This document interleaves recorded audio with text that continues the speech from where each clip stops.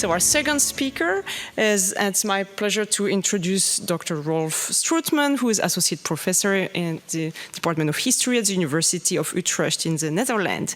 He's written numerous articles on imperialism in the Hellenistic period, on Eastern empires, from the Achaemenids to the Persians, and on mobile courts and royal roads, which interest me in particular. I was delighted, I have to say, to have him as a contributor to a volume on comparing the Ptolemaic and the Seleucid empires. So really the person part of the imperial turn. Among as many of you here in this room, among Professor Strootman's book, I should at least mention his well-known monograph on court and elites in the Hellenistic empires, and two important co-edited volumes on Persianism that has been mentioned already this morning, and on empires of the sea, maritime power networks in world history. So his talk today is entitled Globalization and the Iranian Longue Durée, Empire and Warfare under the Achaemenids, the Argeads, and the Seleucids, 550 to 150 BC. So please join me in welcoming Dr. Rolf Strootman. Many thanks to the organizers of this conference for inviting me over. I'm very, very happy to be back here again. Ancient history is expanding from a field focusing on the Mediterranean to one that includes increasingly also Iran, Central Asia, Nilotic Africa, and India. Not as regions peripheral to the Mediterranean civilizations, but as core areas in their own right. The first Achaemenid workshops, organized in the 1980s by Helene Sansisi-Weerdenburg, later also in collaboration with Amélie Koerts and Margaret Coolroot, played an enormously important role in reorienting ancient history away from its exclusive Greek and Roman focus. What is now called global antiquity perhaps began there and then.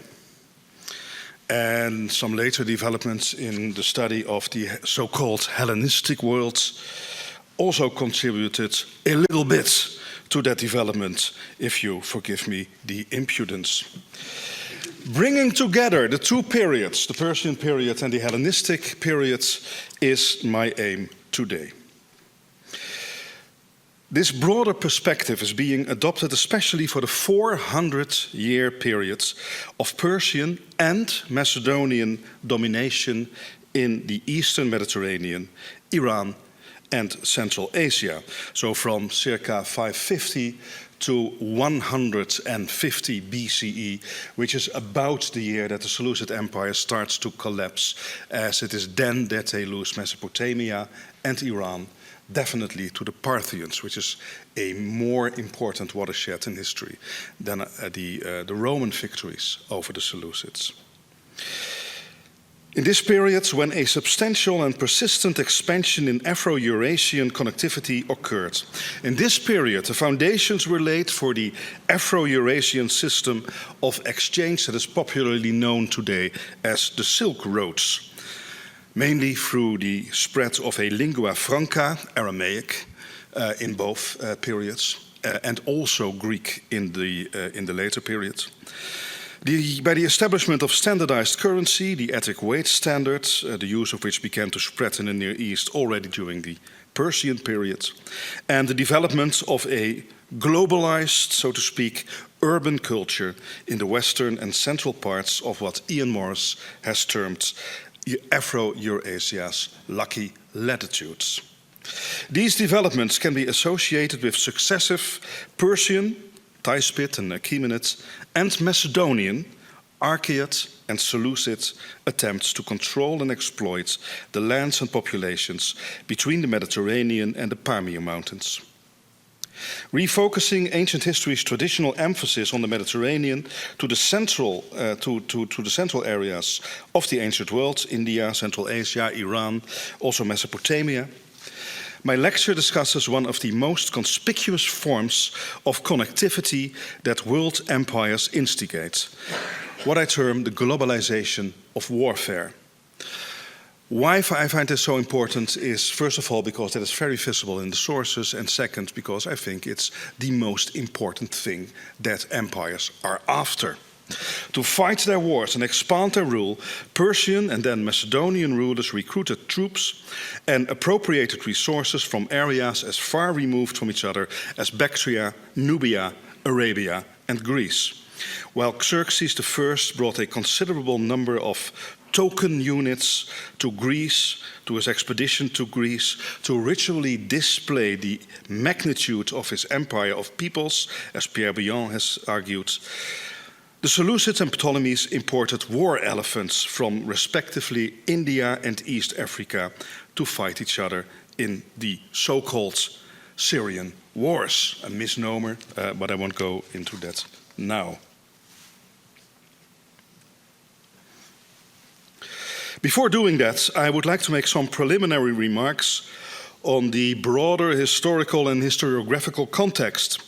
The question of continuity, first of all, and change, from the Persians to the Macedonians, the interregional, that's the second one, connections that empires create, I call that globalization for convenience, and the consequences of that early form of globalization for longue durée developments of Iranian cultures. And then finally we will go to war. The image here of the triumphal return of Dionysus from India. It's from a late Roman sarcophagus. That's nothing to do with my lecture at all. But the idea of Dionysus coming back from India to the West is, of course, an imperial image that Macedonian rulers developed after their conquest of West Asia, and based, of course, on earlier Achaemenid ideas of how the world was organized. And I've chosen this one, of course, because of the elephant that is here.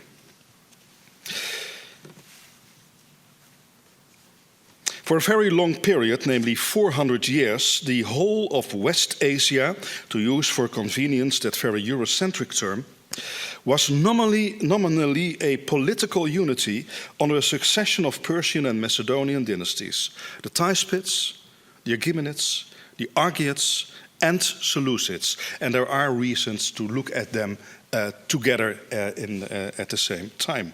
They all claimed more or less the same territory as their sphere of influence, using similar universalistic ideologies.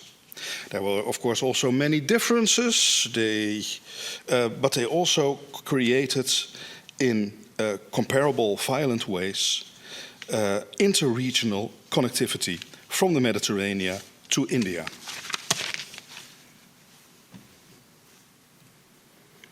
So this is a rather misleading map of the Persian Empire. It suggests the empire had borders.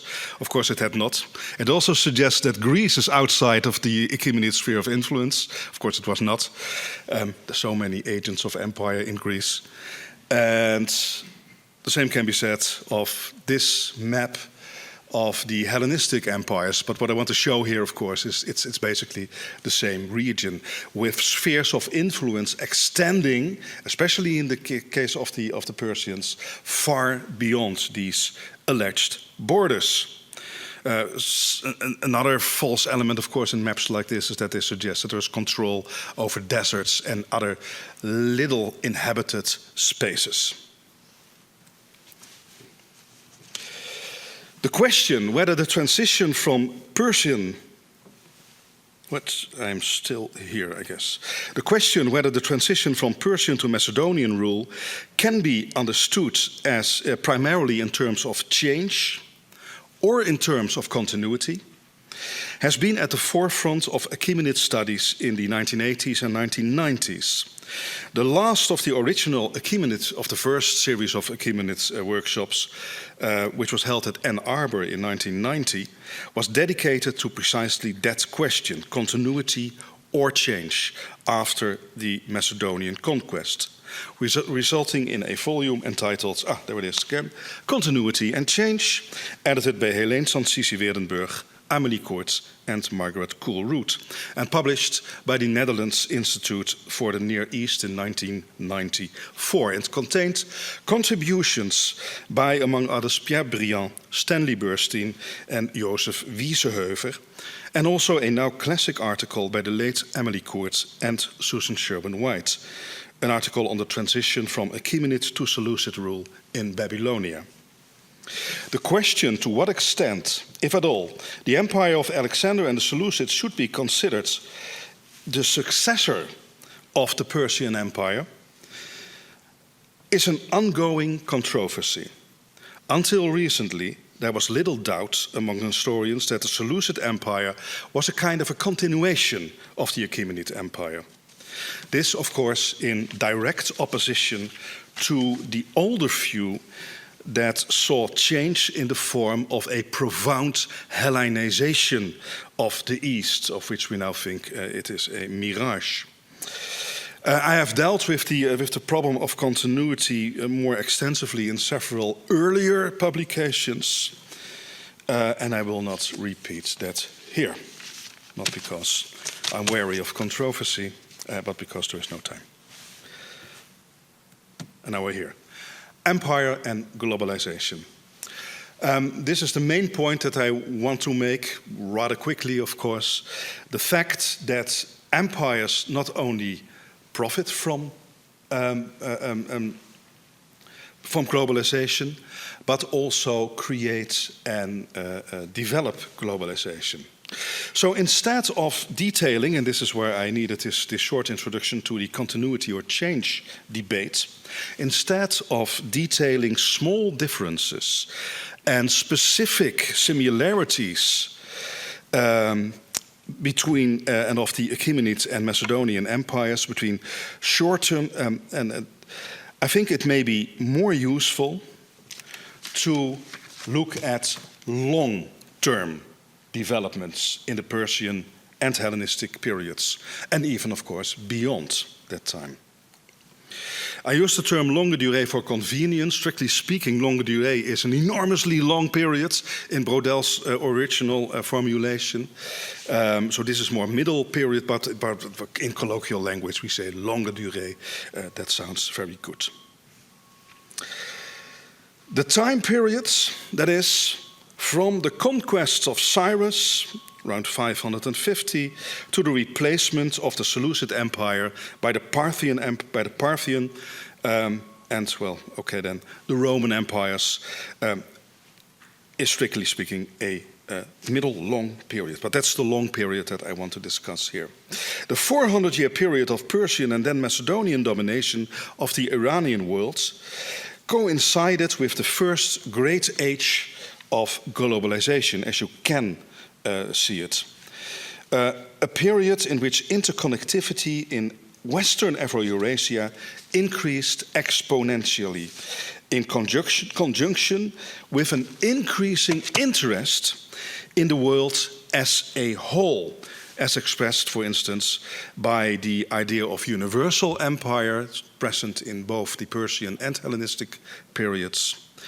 But also in the interests, most of all in Hellenistic empires, for the geography and ethnography of the whole world, the mapping of the entire world, which is also in later ages, the early modern periods, often a very imperial thing to do. A number of direct and indirect consequences of empire, such as the spread of an international lingua franca. I already mentioned that. It's Aramaic in both periods, and in the second period, the Hellenistic one, also Greek. Or the empire-wide standardization of weights and currency enabled the establishment in this period of the system of economic and cultural exchange, now popularly known as the Silk Road. The term globalization does not indicate here that the interconnectedness of the entire world, of course. Rather, it can be seen as a process, one in which a series of flows be they economic, cultural, or political, produce major social changes in diverse regions. A globalization narrative of ancient history, therefore, focuses on inter-regional connectivity and exchange. I define pre-modern globalization with Roland Robertson and Kathleen White as the interplay of three intertwined factors. First, globalization consists primarily of two major directional tendencies: increasing global connectivity and increasing global consciousness. And in these imperial worlds, I think you see them both. The idea that the world is a unity, or should be a unity, together with an exponentially increased forms of connectivity. Second, globalization in pre-modern Eurasia has a particular form, one which has been, to all intents and purposes, consummated by the Eurasian world empires. And I think this means globalization in pre-modern Afro-Eurasia has to do with empire. Third, globalization is constituted by four intertwined major facets of human life, namely the cultural, the social, the political, and the economic, and we see that too, of course, in empire studies. The benefit of thinking in such terms is that it gives you the opportunity to use the specific theories and methodologies that have been developed in the past decades to understand interregional exchanges and local cultural change, including the very useful concept of translocalism, to which Joseph Wieseheuvel already alluded, and the equally useful concept of glocalization. It's an awful term, but it's very useful, I can assure you, in understanding what happens.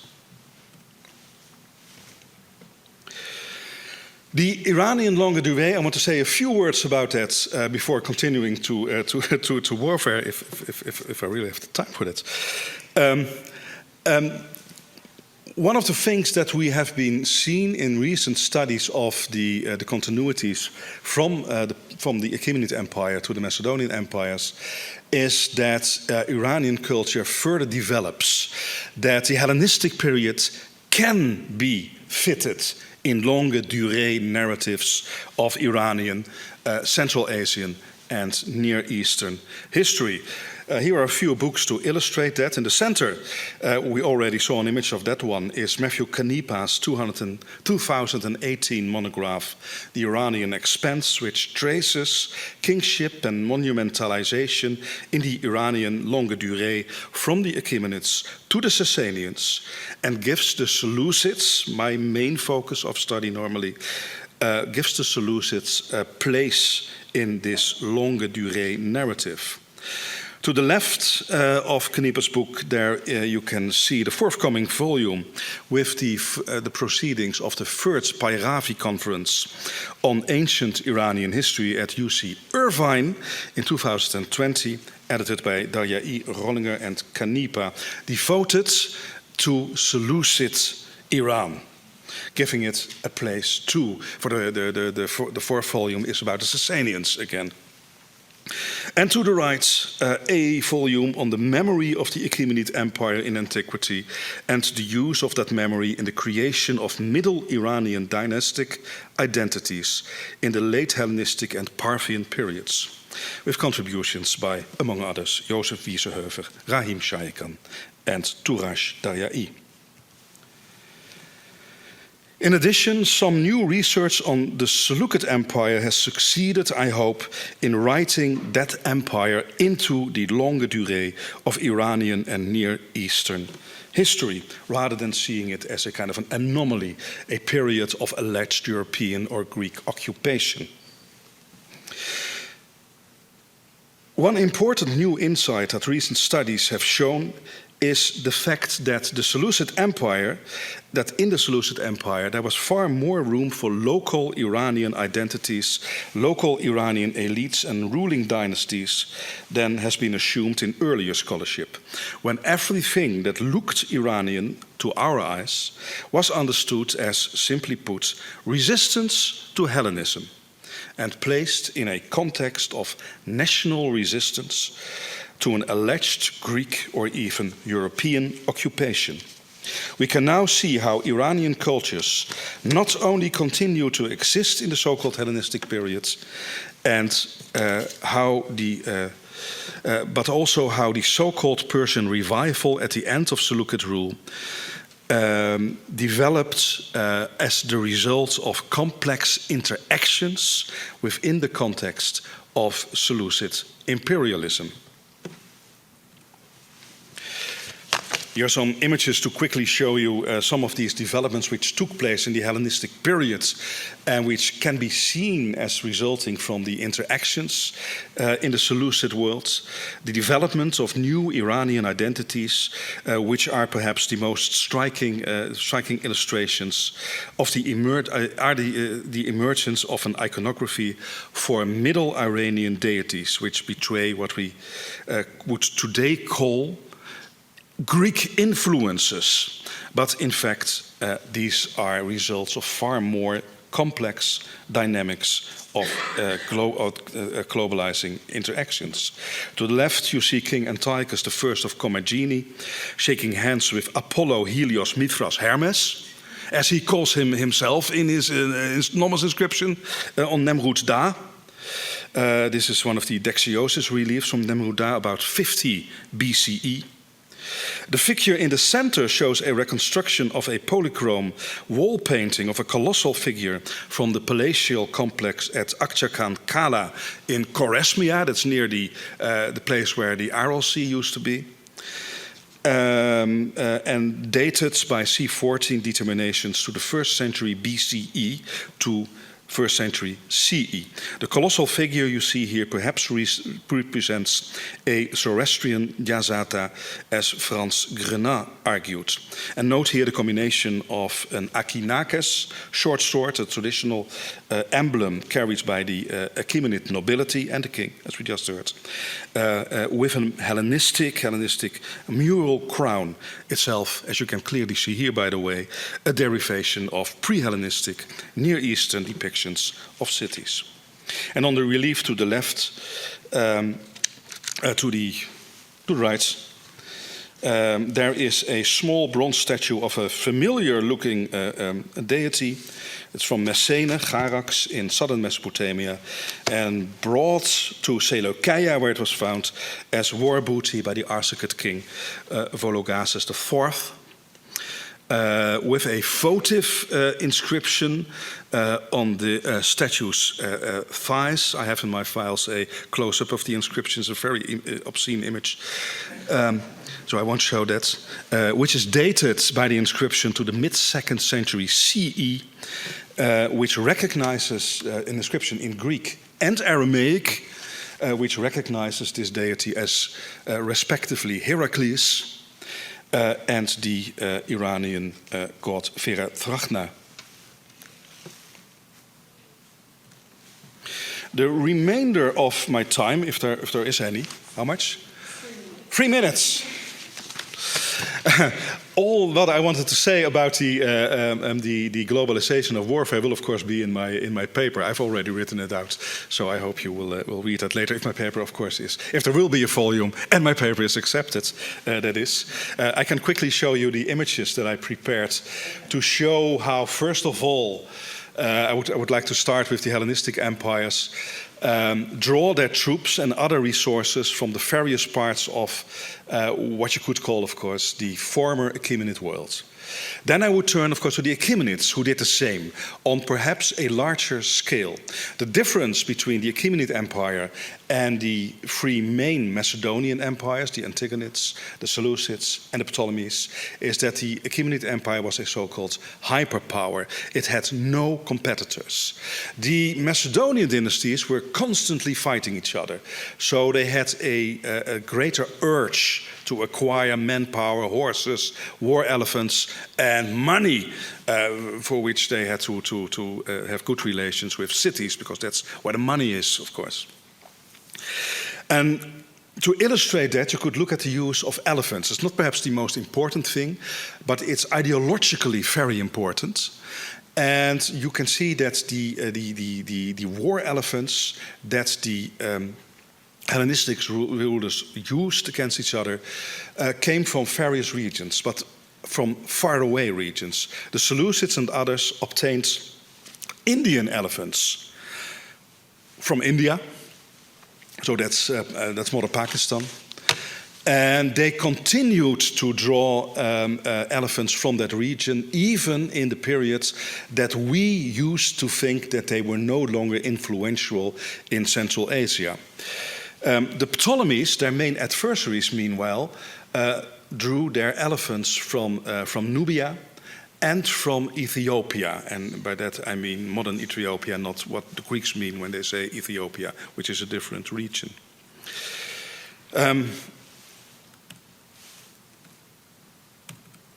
Let's see if this is a map of the Seleucid Empire, which also is meant, of course, to show how I conceptualize the Seleucid Empire and other empires. It's not a bounded territorial empire. It consists of a series of core regions connected by roads. And it could be said that the only thing that the Achaemenids and the Seleucids were really good at in terms of imperialism was controlling these roads and accessing resources. Well, these are the main core regions where the Seleucids drew their manpower, horses, etc. from. This is where horses came from, Media and Sogdia most of all, and cavalry. And this is, of course, an area that they did not control, but retained access to for a very long period, where their elephants came from.